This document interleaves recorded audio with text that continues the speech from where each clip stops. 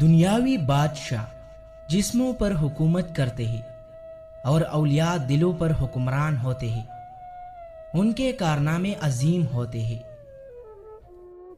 نیک نامی ایک ایسے شی ہے جو نہ مرنے والا ہے، اس بندے کے نصیب میں بدبختی ہے جو اپنے پیچھے اپنے برے اعمال کو چھوڑ جاتا ہے۔ ایسے بندے کی موت سے جان نہیں چھوٹے گی جو اپنے پیچھے ایسے کام چھوڑ جائے جن سے گناہوں میں اضافہ ہوتا رہے۔ میری ایک بات اپنے ذہن میں رکھو کہ روح کے سمندر میں خود تیرنے کی کوشش فضول اور بیکار ہے۔ روح کے سمندر میں نوح والی کشتی کی ضرورت ہے۔ قرآن پاک میں ہے کہ برے چیز برے کے لیے ہے، اچھے چیز اچھے کے لیے ہے۔ حبیثوں کو انبیاء کی عمدہ نصیحتیں اچھی نہیں لگتی کیونکہ وہ وحی کا اطران کے دماغ کے موافق نہیں تھا۔ وہ بندہ بہیر ہے جو دعا میں آہوازاری نہیں کرتا۔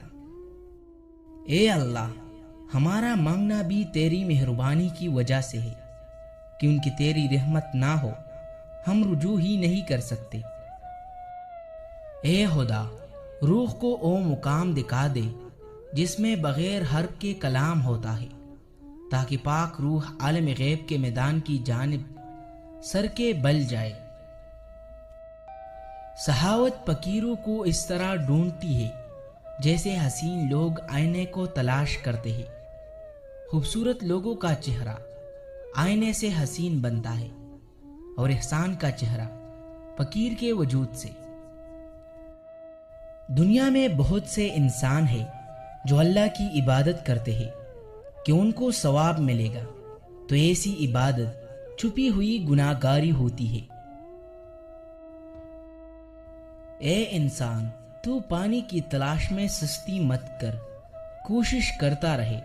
وہ وقت آ جائے گا کہ تو دیکھ لے کہ بہار تیرے دامن میں آ چکی ہے۔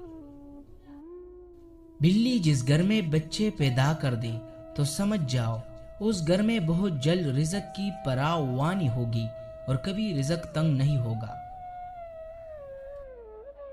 اگر تم اللہ سے رابطہ نہیں کر سکتے ہیں، کسی اللہ والے سے رابطہ کر اور اس کا دامن تام لے، کیونکہ ولی اللہ کے ہاتھ کو اللہ کی دستگیری حاصل ہے۔ گفتگو سے سمجھ بوجھ میں اضافہ ہوتا ہے، لیکن خاموشی اور تنہائی میں رہ کر لوگ عظیم ذہن بنتے ہیں۔